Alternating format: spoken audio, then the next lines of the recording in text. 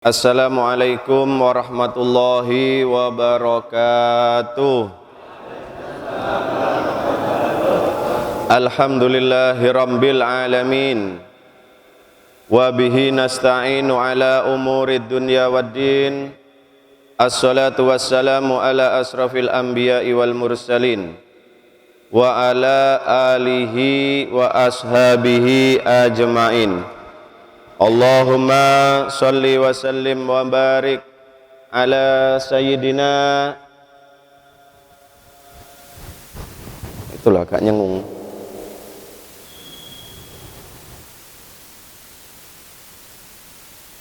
Allahumma salli wa sallim wa barik ala sayyidina wa habibina wa syafi'ina wa maulana Muhammadin sallallahu alaihi wa alihi wasallam.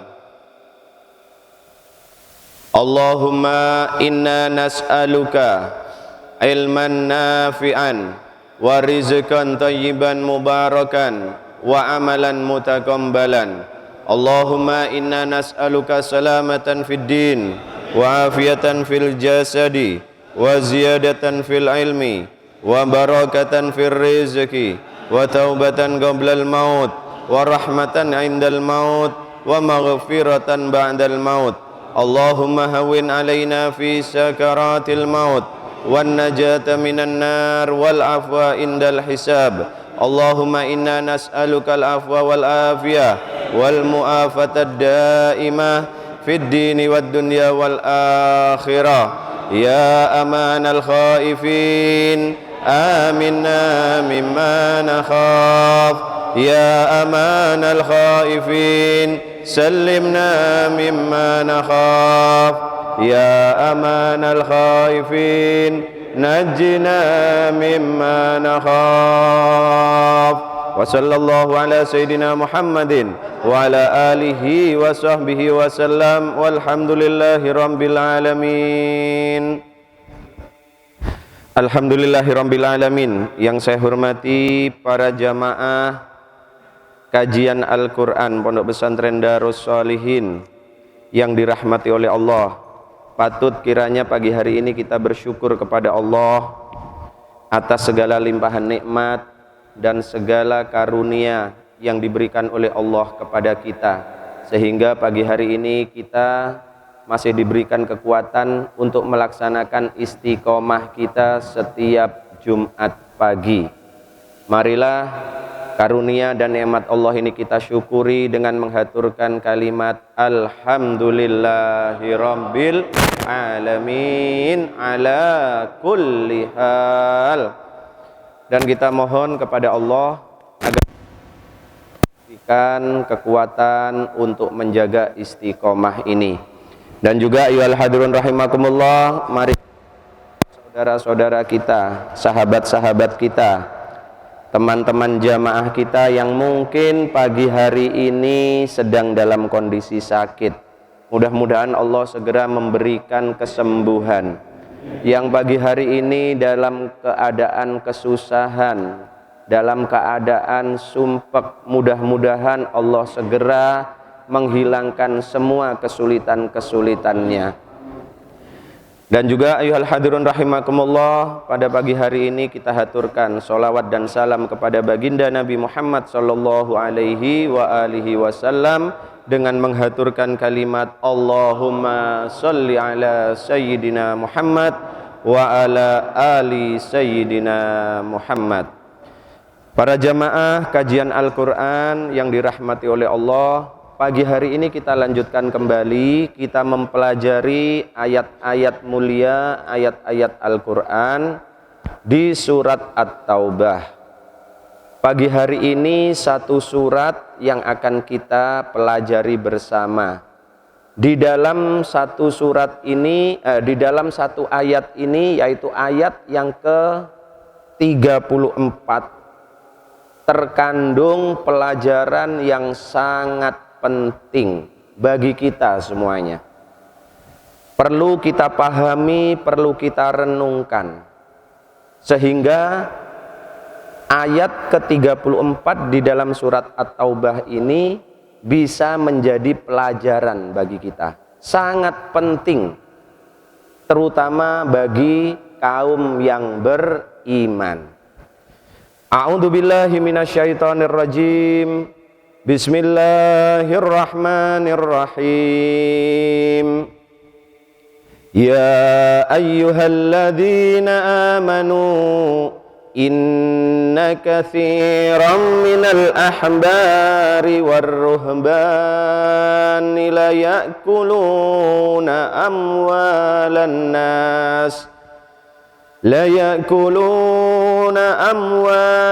nas bil batil wa yasudduna an sabilillah walladzina yaknizuna adh-dhahaba wal fiddah wa la yunfikunaha fi sabilillah fabashshirhum bi'adzabin alim. Shadaqallahul azim. Ya ayyuhalladzina amanu, wahai orang-orang yang beriman, inna katsiran, sesungguhnya kebanyakan, minal ahbar, dari para ahbar, warruhban, dan para ruhban, yaitu rahib-rahib, la ya'kuluna amwalan nas, benar-benar mereka memakan harta manusia, bil batil, dengan jalan yang batil, wa yasudduna an sabilillah, dan mereka menghalang-halangi dari jalan Allah. Walladzina yaknizuna, dan adapun orang-orang yaknizuna, yang menumpuk, mengumpulkan ad-dhahaba wal fiddah, emas dan perak, wala yunfikunaha fi sabilillah, dan mereka tidak menafkahkannya di jalan Allah. Fabashshirhum, maka berilah mereka kabar gembira, bi'adzabin alim, dengan adab yang pedih. Ayuhal hadirun rahimakumullah, di ayat yang sebelumnya, yang Jumat minggu kemarin kita pelajari, Allah Subhanahu wa ta'ala memberikan penjelasan kepada kita tentang bagaimana usaha dari orang-orang kafir, yaitu para ahli kitab. Mereka akan selalu berusaha ayyudfi'u nurallah, berusaha memadamkan cahaya Allah, berusaha untuk memadamkan agama Islam ini. Dan itu akan terus dan selalu mereka lakukan. Dengan cara bagaimana? Yaitu dengan mulut-mulut mereka, melalui ucapan-ucapan mereka, melalui hasutan-hasutan mereka, melalui propaganda-propaganda mereka. Dan di saat ini, di zaman sekarang ini, kita bisa menyaksikan apa yang disampaikan oleh Allah di dalam Al-Quran ini betul-betul terjadi, betul-betul nyata. Oleh karena itu kita diharapkan oleh Allah untuk waspada. Walaupun Allah dengan tegas, usaha para ahli kitab untuk memadamkan agama Islam ini dikatakan oleh Allah tidak akan pernah berhasil. Karena apa? Karena Allah akan mencegahnya, bahkan Allah yutimma nurahu, Allah akan semakin menyempurnakan cahaya agama Islam ini. Bagaimanapun usaha mereka, maka mereka tidak akan pernah berhasil. Itu jaminan dari Allah. Ini merupakan kabar gembira untuk kita ayyuhal hadirun rahimakumullah, umat baginda Nabi Muhammad sallallahu alaihi wasallam. Tetapi Allah memberikan penjelasan seperti itu dengan tujuan agar supaya kita waspada. Jangan sampai kita lengah. Kalau agama ini dijamin oleh Allah. Saya ulangi, agama kita ini dijamin oleh Allah, tidak akan pernah padam, tidak akan pernah hilang. Tetapi yang perlu kita khawatirkan adalah justru keimanan kita satu persatu umat baginda Nabi ini. Kalau agama Islam tidak akan pernah padam, tetapi yang perlu kita khawatirkan kalau kita tidak waspada terhadap ucapan-ucapan para ahlu kitab itu, yang mereka sering menghina agama ini, yang sering melecehkan agama ini. Kalau kita tidak waspada, maka yang dikhawatirkan adalah justru iman kita yang akan menjadi padam, iman kita yang akan menjadi hilang. Itu yang dikhawatirkan. Kalau agama Islam, Allah yang menjamin. Tetapi kalau diri kita, kalau kita tidak waspada, maka kitalah yang akan padam keimanannya. Oleh karena itu, kita harus selalu waspada. Kita harus selalu meningkatkan keimanan kita kepada Allah. Nah, ayyuhal hadirun rahimakumullah, setelah Allah menjelaskan tentang tingkah laku mereka para ahlu kitab, maka di ayat yang keempat ini Allah menjelaskan tentang tingkah laku tokoh-tokoh agama mereka. Kalau yang lalu Allah menjelaskan tingkah laku para ahlu kitab secara umum, umatnya secara umum. Tetapi di ayat yang 34 pagi hari ini Allah memberikan penjelasan kepada kita bagaimana tingkah laku dan perbuatan jelek para tokoh-tokoh agama ahlu kitab ini. Nah, di ayat ini Allah Subhanahu wa ta'ala membuka kalimat dengan kata ya ayyuhalladzina amanu, wahai orang-orang yang beriman.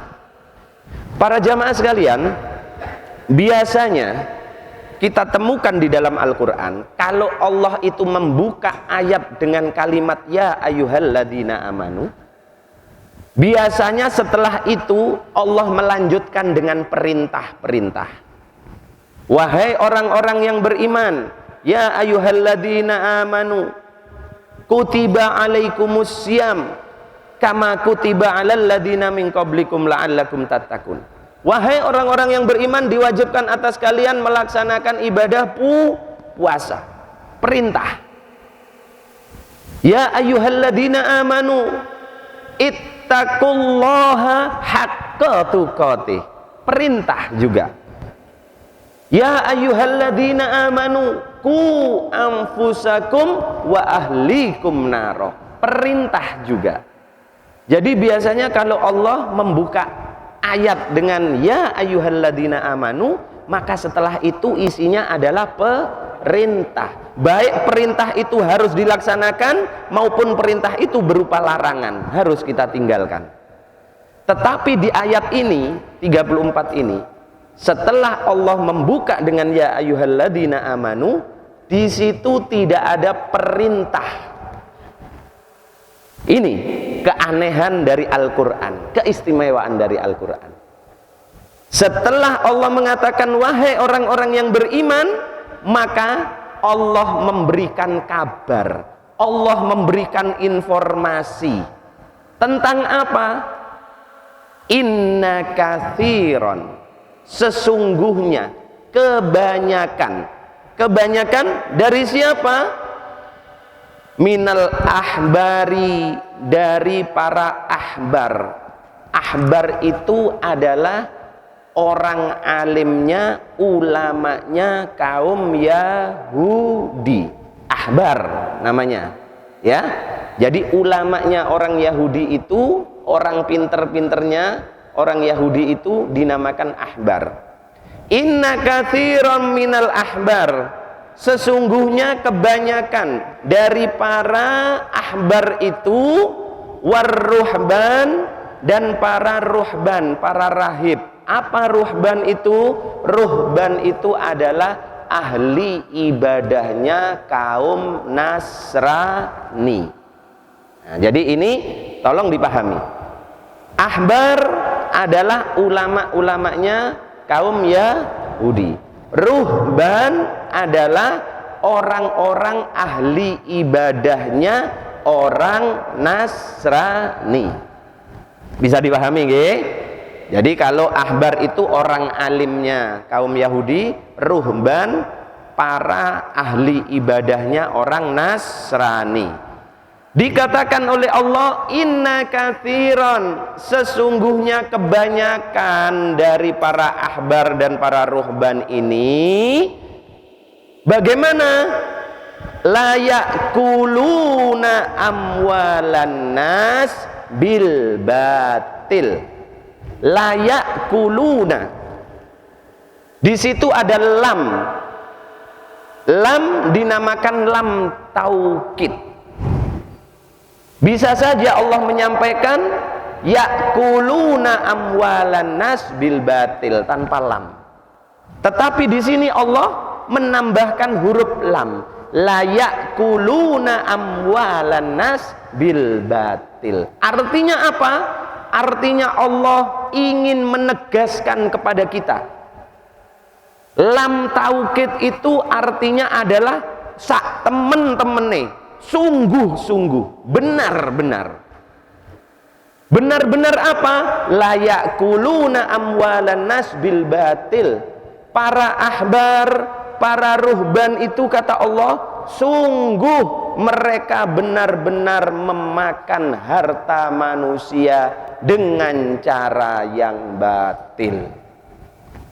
Ayyuhal hadirun rahimakumullah, ayat ini menjadikan peringatan bagi kita. Jadi ayat yang seperti ini dikatakan oleh ahli tafsir bimaknal insyaq, mempunyai arti agar supaya kita terhindar, agar supaya kita tidak mencontoh apa yang dijelaskan oleh Allah. Para jamaah sekalian rahimakumullah,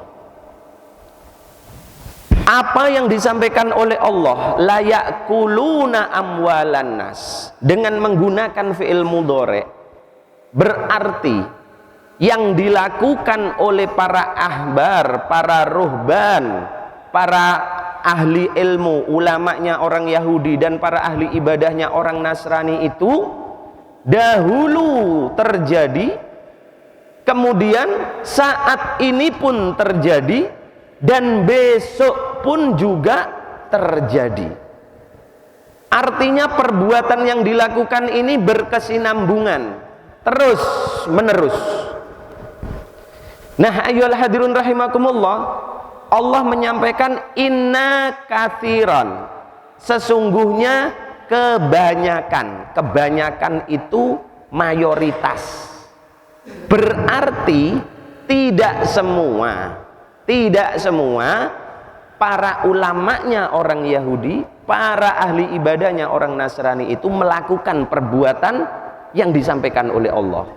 Karena di situ ada inna katsiran, kebanyakan. Jadi Allah tidak mengatakan semuanya, tidak. Berarti ada sebagian kecil mereka ini, ulama-ulamanya dan ahli ibadahnya, yang tidak melakukan perbuatan yang disampaikan oleh Allah. Mereka tidak memakan harta manusia dengan cara yang batil. Ya, terbukti. Buktinya ada. Pendeta Bahiro, ya. Pendeta Bahiro ini adalah orang yang soleh. Dia betul-betul mengikuti isi kitab dari Nabi sebelumnya. Isi kitab Injil betul-betul yang asli beliau ikuti. Sehingga apa? Sebelum paman Nabi Muhammad sallallahu alaihi wasallam. Siapa? Paman beliau siapa namanya? Abu Thalib. Sebelum Sayyidina Abu Thalib tahu bahwasannya keponakannya ini ternyata seorang calon nabi, pendeta Bahiro sudah tahu lebih dulu. Karena apa? Karena tanda-tanda Nabi Muhammad itu sudah dijelaskan oleh Allah di kitab Injil. Bahwasannya Nabi Muhammad itu kalau berjalan selalu diikuti oleh awan. Bahwasannya di tengkuk Nabi Muhammad, leher bagian belakang, tertulis setempel Khotamun Nubuwah. Itu sudah tahu. Pamannya Nabi sendiri belum tahu. Kalau ternyata ponaannya yang masih kecil ini ternyata calon Nabi. Pendeta Bahiro sudah tahu.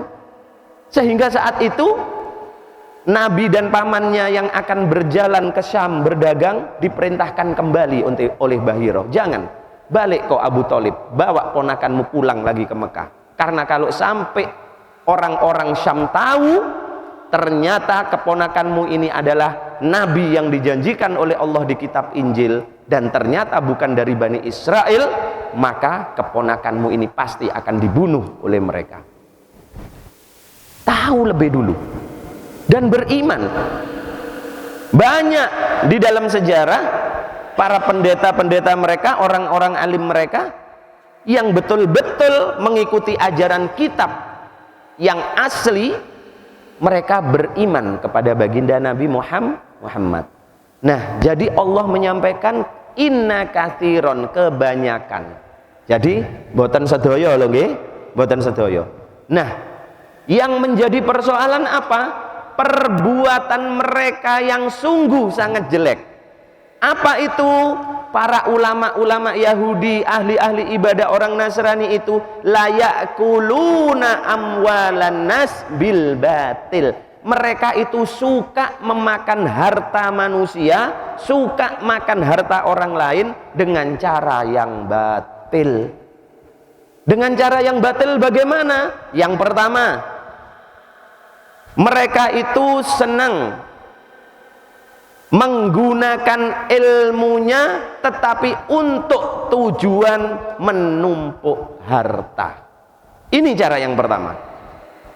Mereka memang punya ilmu, mereka memang paham agamanya, tetapi kemudian keilmuannya itu digunakan untuk mengumpulkan harta, kesempatan, sehingga mereka sering menerima suap, sogok. Sering menerima sogok. Padahal kalau kita ketahui ar-rashi wal murtashi fin nar. Orang yang nyogok dan orang yang mau menerima sogok, dua-duanya sama, tempatnya di dalam neraka. Mereka tahu dan ajaran agamanya, kitab yang dari Allah, kitab samawi yang diturunkan kepada nabi mereka itu sama mengatakan bahwasannya sogok menyogok itu dilarang. Tetapi karena pengetahuan agamanya justru mereka suka menerima sogokan.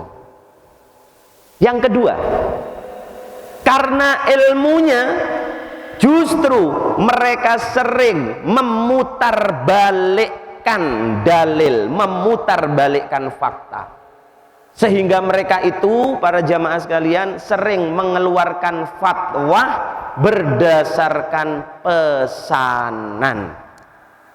Sopo sing ngekei duit, maka fatwa yang dikeluarkan sesuai dengan keinginan yang memberikan uang itu, walaupun fatwanya itu bertentangan. Loh, ini fakta sejarah, fakta sejarah. Al-Quran tidak bisa dibantah. Dan yang ketiga, cara jelek mereka itu bagaimana? Wong namanya mereka ulama, namanya mereka itu ahli ibadah, dianggap sebagai orang soleh. Mereka sering mengumpulkan dana dari umatnya, dari jamaahnya, dengan alasan apa? Dengan alasan kebaikan, alasan sosial. Mereka mengumpulkan amal, harta dari jamaahnya, tetapi ternyata harta uang yang dikumpulkan ini bukan digunakan untuk tujuan yang baik, justru masuk kantong pribadinya. Ini fakta sejarah. Bahkan sampai-sampai di Eropa itu pernah muncul yang namanya gerakan Renaissance. Itu kalau baca sejarah paham. Di abad pertengahan di Eropa, di Perancis, muncul revolusi Perancis yang dinamakan Renaissance. Apa itu? Gerakan orang-orang yang punya ilmu, gerakan orang-orang yang pinter-pinter, cendekiawan, yang mereka kemudian saking tidak kuatnya dengan tekanan-tekanan ahli ibadah, ahli agama, ulama-ulama, mereka kemudian melakukan perlawanan. Ayyuhal hadirun rahimakumullah, dahulu mulai sebelum zaman baginda Nabi sampai baginda Nabi diutus, sampai baginda Nabi wafat, para ulama-ulama mereka ini, ahli ibadah mereka ini adalah manusia yang ditakuti oleh masyarakat setelah raja. Jadi masyarakat itu takut kepada dua manusia saat itu, yaitu seorang raja dan ulama juga ahli ibadahnya, kaum Yahudi, kaum Nasrani. Mereka takutnya luar biasa itu masyarakat. Karena apa? Takut kalau mendapatkan kutukan. Sehingga saat itu berkembang apa? Adanya penebusan dosa. Jadi kalau ada orang yang pernah melakukan dosa, habis maksiat, habis nyolong, ya, kemudian habis membunuh, habis ngerampok, maka orang itu datang kepada pendeta mengaku melakukan dosa, kemudian pendetanya itu mengatakan dosamu akan bisa diampuni dengan membayar sekian. Ini fakta sejarah dan itu tidak bisa dibohongi, tidak bisa ditutup-tutupi. Bahkan sampai sekarang pun ini berkembang. Jadi yang disampaikan oleh Allah ini bukan bualan. Ini adalah kenyataan fakta. Kalau kita tidak ngerti karena memang kita tidak pernah mempelajari sejarah. Tetapi di dalam sejarah jelas semuanya tertulis. Baik sejarah agama maupun sejarah modern, jelas tertulis di sana. Nah, inilah yang disampaikan oleh Allah. Kemudian apa pentingnya Allah membuka kalimat dengan ya ayyuhalladzina amanu, wahai orang-orang yang beriman, tetapi kok kemudian Allah memberikan kabar, memberikan berita tentang perbuatan jelek para ulama-ulama Yahudi dan ahli ibadah orang Nasrani. Apa ini tujuannya? Tidak mungkin Allah menyampaikan sesuatu di dalam Al-Quran tidak mempunyai tujuan. Tidak mungkin. Nah, maka tujuan Allah menyampaikan ini kepada kita, orang-orang yang beriman, agar supaya kita waspada. Makanya ayat ini dinamakan bimaknal insyaq, agar supaya kita terhindar, kita tidak mencontoh apa yang dilakukan oleh mereka. Karena apa? Karena baginda Nabi Muhammad SAW, para jamaah sekalian, beliau menyampaikan kepada para sahabatnya, la tarkabunna sanana min kana qablakum hadwal kuddati bil kuddah. Baginda Nabi menyampaikan, wahai para sahabat, sungguh kalian akan mengikuti tingkah pola, kalian akan mengikuti perbuatan orang-orang sebelum kalian sepanjang anak panah, demi sepanjang anak panah. Maka sahabat bertanya, siapa mereka ya Rasulullah yang engkau maksud? Orang-orang sebelum kami. Apakah para kaum Yahudi dan para kaum Nasrani? Maka baginda Nabi menjawab, kalau bukan mereka siapa lagi? Jadi Allah menyampaikan ini diterjemahkan oleh baginda Nabi agar supaya kita berhati-hati. Jangan sampai kita umat Rasulullah mencontoh apa yang sudah dilakukan oleh mereka. Karena baginda Nabi sudah mengatakan suatu saat nanti kalian akan mencontoh mereka sedikit demi sedikit. bil quddah di anak panah, sepanjang anak panah, setitik kita ini akan mencontoh mereka. Dan sekarang sudah terbukti sekarang. Apa? Begitu banyaknya kita ini mengumbar aurat, mereka mengatakan aurat nggak apa-apa dibuka. Nah, kita ikut-ikutan. Mereka mengatakan khamr itu tidak haram sehingga menjadi minuman sehari-hari. Loh, kita ikut-ikutan. Sedikit demi sedikit sudah kita mencontoh. Yang disampaikan baginda Nabi terjadi, disadari ataupun tidak. Kalau sampean tidak sadar, karena sampean sudah kebiasaan melakukan itu, sehingga sampean menjadi biasa. Padahal yang kita lakukan itu adalah perbuatan yang dulu mereka lakukan. Kita mencontoh. Nah, ayyuhal hadirun rahimakumullah, yang menjadi pesan penting di sini, berdasarkan hadis baginda Nabi tadi, jangan sampai kita mencontoh apa yang dilakukan oleh ulama-ulama mereka itu.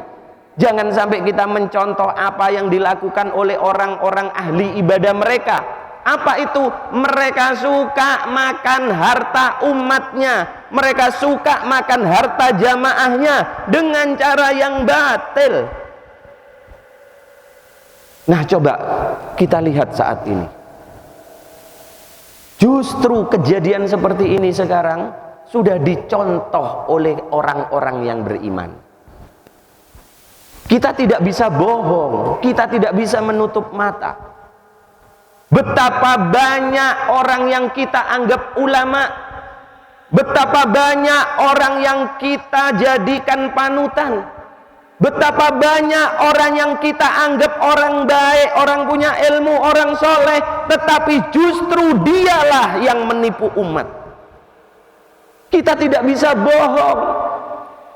Kita bisa melihat baik di media sosial maupun di kenyataan kehidupan kita sehari-hari. Banyak kemudian umat yang tertipu oleh ulama-ulama yang perbuatannya sama seperti para ahbar dan ruhban. Ayyuhal hadirun rahimakumullah, ini merupakan kesedihan bagi kita umat baginda Nabi Muhammad sallallahu alaihi wasallam. Coba kita lihat berapa banyak ulama kemudian yang menyelewengkan uang jamaahnya. Dan ini banyak terjadi, kita semua tahu bagaimana cara mereka dengan cara mengatasnamakan agama, mengatasnamakan panti asuhan, mengatasnamakan pondok pesantren, mengatasnamakan masjid. Mereka memberikan dalil-dalil kepada umat yang mendengarkan. Mereka ini orang-orang tulus, sehingga mendengar kalimat-kalimat yang disampaikan oleh ulama-ulama ini yang mereka anggap sebagai panutan, umat langsung nurut. Kongkon nyumbang pondok nyumbang, kongkon nyumbang madrasah nyumbang, kongkon nyumbang panti asuhan nyumbang, kongkon nyumbang masjid nyumbang. Loh, tujuannya yang nyumbang apa? Amal, sedekah, tapi ternyata uangnya diselewengkan. Jangan pura-pura ndak tahu sampean. Kita semua tahu, bukan rahasia umum, banyak terjadi pada umat baginda Nabi Muhammad sallallahu alaihi wasallam. Nah, ayyuhal hadirun rahimakumullah, ini merupakan kesedihan yang luar biasa. Muncul sekarang manusia-manusia, sosok-sosok yang menggunakan pakaian seperti pakaiannya ahli ilmu, yang menggunakan pakaian seperti pakaiannya orang soleh, ahli ibadah, yang menggunakan baju seperti bajunya para ulama. Banyak sekarang kita temui, tetapi ternyata perbuatannya jauh dari nilai-nilai seorang ulama. Inilah yang akan menyesatkan umat, inilah yang akan menyengsarakan umat. Ayuhal hadirun rahimakumullah. Baginda Nabi Muhammad sallallahu alaihi wasallam, beliau menyampaikan di dalam satu hadis tentang Isra wal Mi'raj yang cukup panjang.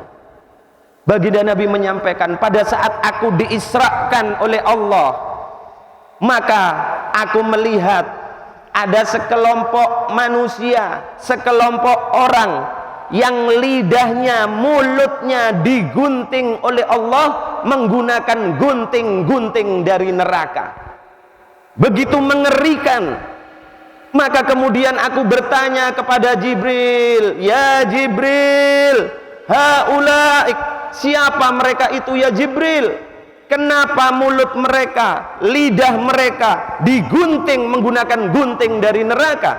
Apa yang mereka lakukan Jibril? Maka Jibril menjawab, ya Muhammad, ya Rasulullah, mereka adalah umatmu ya Muhammad. Dulu saat hidup di dunia, dia pinter ceramah, pandai ceramah, tetapi apa yang diceramahkan tidak pernah dia lakukan. Dia mengajak manusia untuk berbuat baik, tetapi justru dirinya yang mengkhianati. Dia dipercaya oleh manusia, tetapi justru dia mengkhianati kepercayaan umatnya. Na'udzubillah min dzalik. Ini kenyataan, ayyuhal hadirun rahimakumullah. Saya pentingkan menyampaikan ini. Karena apa? Karena munculnya satu ulama yang seperti ini akan menyebabkan kesengsaraan ratusan umat, bahkan ribuan umat. Dan apabila kita tidak waspada, maka kita akan menjadi begundal-begundalnya. Ayyuhal hadirun rahimakumullah. Lalu kenapa sampai ada di kalangan kita orang yang beriman, umat baginda Nabi ini juga muncul orang-orang seperti ahbar, ulama-ulama? Kalau di Islam dikatakan ulama su', ulama jahat, ulama jelek, ulama buruk. Ini harus kita jelaskan agar supaya umat mengerti. Bukan kemudian kita bersuudzon kepada ulama, tidak. Masih begitu banyak ulama-ulama yang soleh. Maka Imam Al-Ghazali membagi ulama itu menjadi dua macam. Yang pertama ulama akhirat, yang kedua ulama dunia. Ulama akhirat ini adalah beliau-beliau yang begitu tulus dalam menyampaikan ilmunya, tulus, ikhlas dalam mengajak umatnya untuk mendekat kepada Allah. Tetapi yang kedua inilah yang berbahaya, yaitu ulama dunia. Tidak ada di dalam pikirannya kecuali harta, harta, harta. Inilah yang harus kita hindari. Sedangkan ulama akhirat, kita harus mendekat, kita harus ta'zim, kita harus hormat agar supaya kita selamat di dunia dan di akhirat. Nah, ayyuhal hadirun rahimakumullah. Lalu mengapa di kalangan kita kaum beriman juga muncul manusia-manusia seperti ini?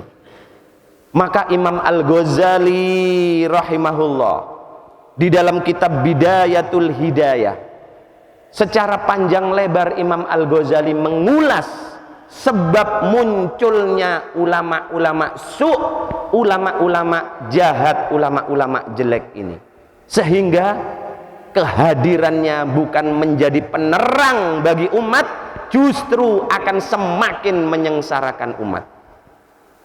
Imam Al-Ghazali di dalam penelitian beliau, maka kemudian beliau menyatakan sebab dari munculnya ulama-ulama su' ini diawali mulai saat mereka itu menuntut ilmu. Karena kesalahan niatnya, maka setelah menjadi seorang ulama, dia menjadi ulama su', ulama yang jelek. Maka Imam Al-Ghazali membagi niat seseorang dalam menuntut ilmu menjadi tiga. Wa'lam, dan ketahuilah, annan nasa fi talabil ilmi ala thalathati ahwal, bahwasannya manusia itu di dalam menuntut ilmu terbagi menjadi tiga macam. Yang pertama, rajulun talabal ilma liyattakhidahu zadahu ilal ma'ad. Yang pertama adalah orang yang mencari ilmu agar bisa menjadi bekal di akhirat kelak. Walam yaqsid bihi illa wajhallah wad darul akhirah. Dan orang seperti itu tidak memiliki tujuan lain, kata Imam Al-Ghazali, kecuali untuk Allah dan untuk akhirat. Orang yang mencari ilmu, orang yang mondok punya niat yang seperti ini, maka insya Allah selesai dari mondok, punya ilmu yang banyak, menjadi pendakwah, menjadi ulama, dia akan menjadi ulama akhirat. Karena tidak ada tujuan lain dia menuntut ilmu kecuali mendapatkan ridho Allah dan untuk kebahagiaan akhiratnya. Jadi nggak pati mikir dunya. Ulama sing koyo ngene iki lek wis dadi ulama gak mikir dunya, mikir tapi gak nemen. Gak nemen, ya, sak madya. Nah, kata Imam Al-Ghazali, ulama seperti inilah yang harus kita ikuti karena dia yang akan menjadi ulama akhirat. Jenis yang kedua, kata Imam Al-Ghazali, wa rajulun talabahu liyasta'ina bihi ala hayatihil ajilah. Jenis orang yang kedua, orang yang menuntut ilmu dengan tujuan agar dia bisa memanfaatkan untuk kepentingan dunianya. Nah, ini jenis yang kedua. Nuntut ilmu, mondok, golek ilmu, kepingin oleh ilmu sing akeh, tetapi tujuannya untuk kepentingan dunia. Kemudian wa yanalu bihil izzata wal jaha wal mal. Dan juga untuk mendapatkan pangkat, dudukan, jabatan, dan untuk mendapatkan harta serta kemuliaan di hadapan manusia.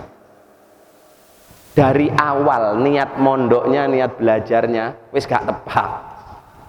Jadi pingin golek ilmu akeh, engko lek wis oleh ilmu akeh dadi ustad, ya, dadi kiai, dadi habaib, ceramah supaya iso sugih, iso oleh pangkat, iso oleh kedudukan.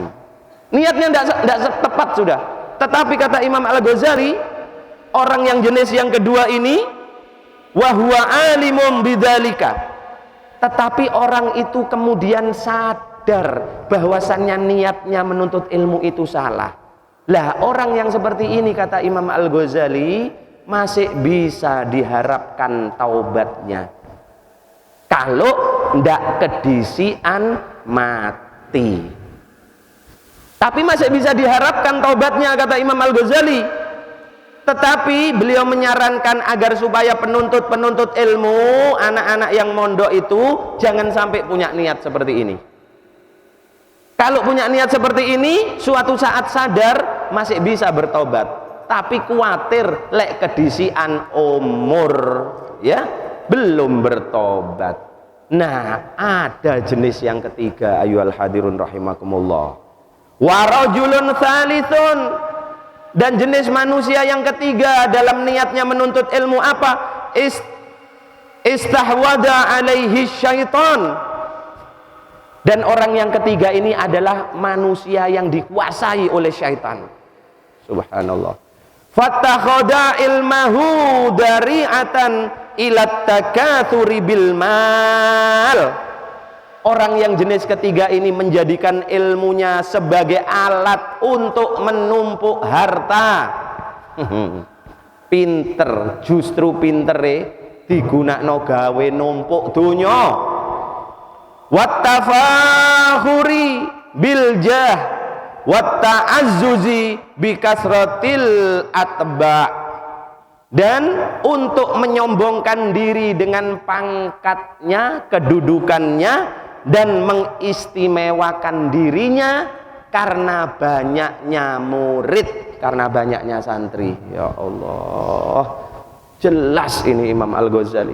Jenis yang ketiga, kalau sudah niatnya saat menuntut ilmu salah, maka saat menjadi pendakwah, menjadi orang alim, menjadi ulama, maka orang yang seperti ini akan menumpuk harta. Ceramah matok tarif, ya, nek ndak 10 juta agak budal, ya. Matok tarif. Kemudian apa? Bangga dengan pangkatnya. Weh, aku tokoh masyarakat, aku alim. Kemudian apa? Mengistimewakan dirinya karena mempunyai banyak santri, banyak murid dan banyak jamaah. Awakmu apa? Aku ewonan jamaahku, jok cemacem. Ya. Ini jenis yang ketiga, dan orang seperti ini dikatakan Imam Al-Ghazali manusia yang dikuasai oleh syaitan. Dan yang lebih bahaya lagi para jamaah sekalian, apa itu? Orang yang jenis ketiga ini, dia tidak sadar bahwasannya niatnya menuntut ilmu salah, bahwasannya perbuatannya itu dibenci oleh Allah, tetapi justru dia merasa dirinya orang yang dicintai oleh Allah.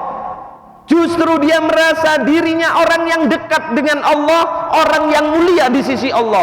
Parah ini. Perbuatannya adalah perbuatan yang dibenci oleh Allah, tetapi dia merasa dia ini orang mulia, orang hebat. Sehingga apa? Dengan bangganya menggunakan pakaian-pakaian ulama, dengan bangganya menggunakan pakaian-pakaian orang soleh, ahli ibadah. Ini jelas. Cuma kita saja yang nggak pernah tahu, atau kita nggak mau tahu. Padahal bahaya, ayyuhal hadirun rahimakumullah. Pada suatu saat, baginda Nabi Muhammad sallallahu alaihi wasallam, beliau bersabda, qala fihim Rasulullah, ana min ghairi dajjali akhwafu alaikum minad dajjal. Suatu saat baginda Nabi berkumpul dengan para sahabat. Kemudian beliau menyatakan, ada sosok lain wahai para sahabatku, ada manusia yang lebih aku takutkan daripada kedatangan dajjal kepada diri kalian. Rasulullah mengatakan, ada manusia yang apabila datang kepada kalian, justru itu yang lebih aku takutkan daripada kalian didatangi oleh Dajjal. Wih, luar biasa ini. Para sahabat heran, siapa yang lebih menakutkan dari Dajjal ini yang dimaksud oleh Rasulullah?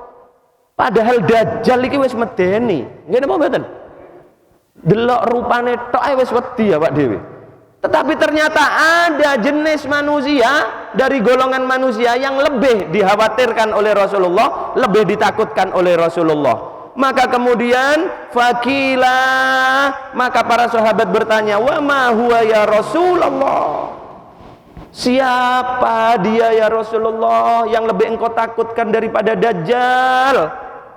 Maka faqala, Rasulullah menjawab, dengarkan, ulama usu. A'udzubillah.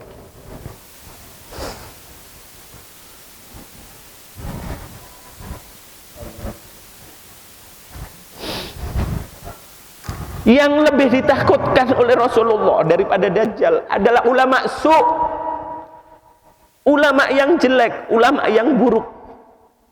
Karena apa? Karena Dajjal itu datang kepada manusia, kita sudah tahu bahwasannya Dajjal itu pasti akan mengajak kejelekan. Tidak mungkin Dajjal itu mengajak kepada kebaikan. Tetapi pada saat kita didatangi oleh ulama su, ulama yang jelek, kita melihat penampilannya seperti orang mulia, kita melihat pakaiannya seperti orang yang soleh, ucapan-ucapan yang disampaikan adalah ucapan-ucapan yang penuh dengan kebaikan. Ucapan-ucapannya selalu mengajak umat untuk kepada kebaikan, untuk bertakwa, mendekat kepada Allah. Tetapi sesungguhnya perbuatannya tidak sama dengan yang diucapkan. Inilah ulama su. Ayolah. Mereka mengajak umat untuk rukun, mengajak umat untuk menghargai, untuk mengajak umat saling menghormati, tetapi kelakuannya tidak sama dengan ucapannya, justru menjadi provokator umat. Inilah ulama su yang ditakutkan oleh baginda Nabi. Lebih beliau takutkan daripada kedatangan Dajjal kepada kita. Ayyuhal hadirun rahimakumullah. Dengan lidahnya, dengan manisnya mereka mengatakan bahwasannya harta yang baik itu adalah harta yang halal, amanah harus dijaga. Tetapi justru setelah mendapatkan kepercayaan dari masyarakat, uang masyarakat diberikan dengan tulus, dengan ikhlas, tetapi justru dialah yang mengkhianati amanah itu. Dia selewengkan uang masyarakat, uang umat untuk kenyang perutnya sendiri. Ini yang terjadi saat ini ayyuhal hadirun rahimakumullah. 1400 tahun yang lalu Allah sudah memberikan peringatan kepada kita. Kenapa kita tidak segera sadar? Kenapa kita tidak mau melihat kenyataan, menggunakan akal normal kita? Kita sudah tahu orang-orang semacam itu, tetapi kita tetap ikuti mereka. Maka kata Rasulullah, ulama su yang seperti itu bukan mengajak umat untuk mendekat kepada Allah, bukan mengajak umat untuk masuk surganya Allah, justru akan mengajak umat untuk bersama-sama menceburkan diri di dalam nerakanya Allah subhanahu wa ta'ala. Na'udzubillah min dzalik. Ini kenyataan yang kita hadapi saat ini. Kita doakan agar semoga ulama-ulama kita, panutan-panutan kita diberikan oleh Allah kekuatan, diberikan oleh Allah kemampuan. Untuk apa? Untuk memegang amanah yang dipercayakan oleh umat, agar supaya beliau-beliau ini betul-betul bisa membimbing kita menuju jalan Allah. Ayyuhal hadirun rahimakumullah. Perbuatan para ahbar dan ruhban ini jangan sampai kita contoh. Selain mereka memakan harta manusia dengan cara yang batil, maka Allah melanjutkan perbuatan jelek kedua yang mereka lakukan itu apa? Wa yasudduna an sabilillah. Dan mereka itu juga menghalangi manusia, menghalangi orang lain dari jalan Allah. Karena memang sejatinya ulama su itu tidak mengajak manusia untuk mendekat kepada Allah, tetapi mengajak manusia untuk mendekat kepada dirinya, bukan untuk mendekat kepada Allah. Makanya ulama-ulama su ini berlomba-lomba untuk banyak-banyakan umat, untuk banyak-banyakan jamaah, sehingga apa? Mereka kemudian lupa mendidik umatnya, sehingga sekali menjadi umat yang bodoh, terus akan menjadi umat yang bodoh, karena memang tidak dididik. Kenapa tidak dididik? Karena memang kalau menjadi pinter, ulama su ini takut umatnya akan menjadi paham sehingga tidak mau mengikuti apa yang dikatakan lagi. Ini ulama su. Jadi tidak ada keinginan mendidik umat, tidak ada, dibiarkan umat dalam kebodohan, sehingga apa? Gampang dicocok hidungnya, ditarik ke timur ikut ke timur, tarik ke barat ikut ke barat, sengaja dibodohkan. Hanya diajak ibadah, tetapi tidak pernah diberi, disiram dengan ilmu. Ini kenyataan yang terjadi sekarang.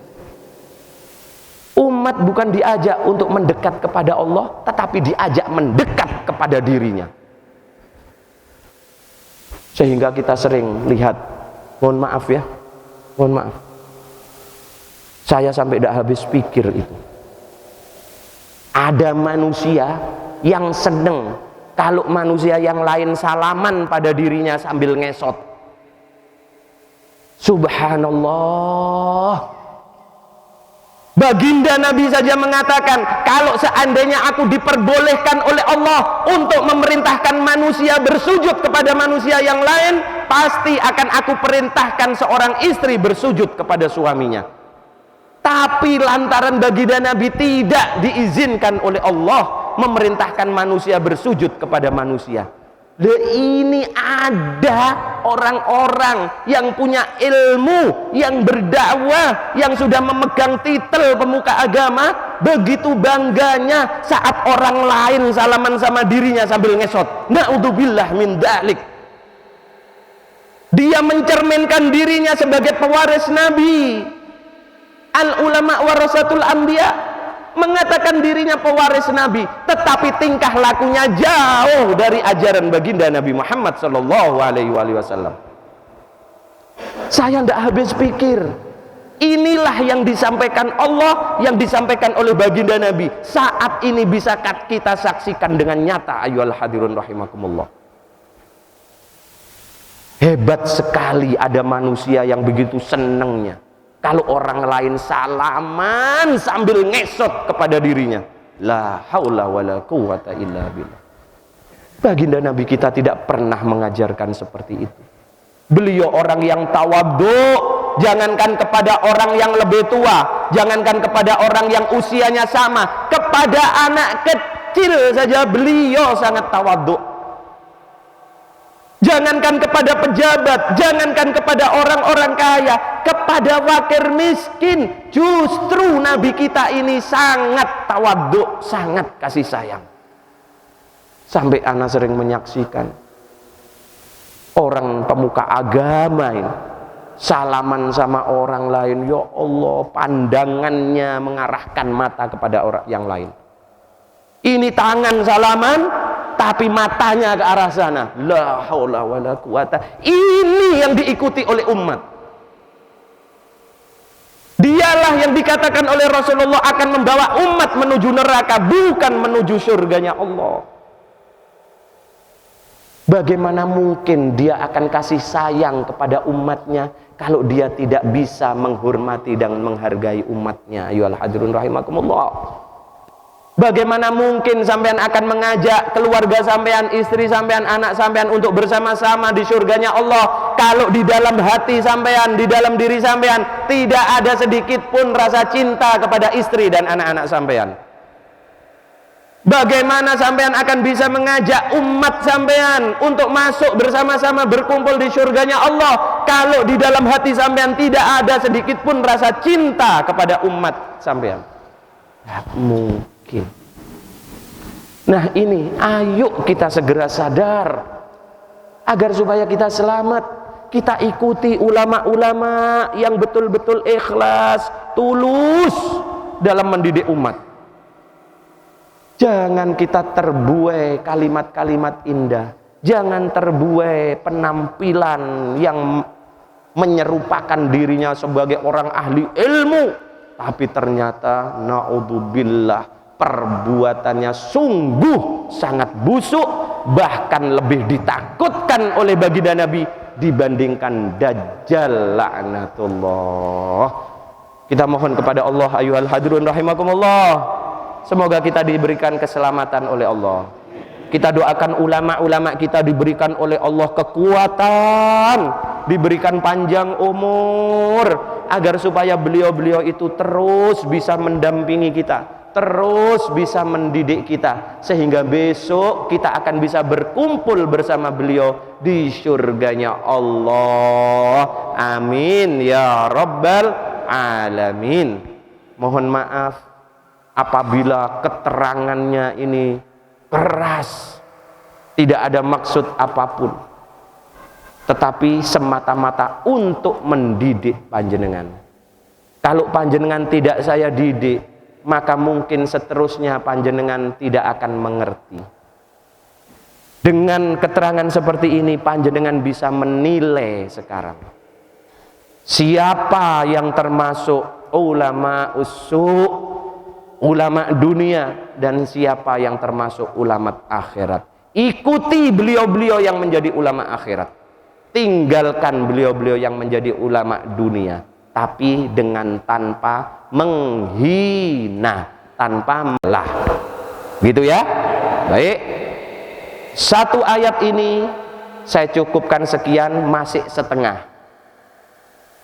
Penjelasan tadi Allah menjelaskan tentang tingkah laku para tokoh-tokoh agama Yahudi dan Nasrani. Ittibanya, pelajarannya apa? Yaitu kepada kita.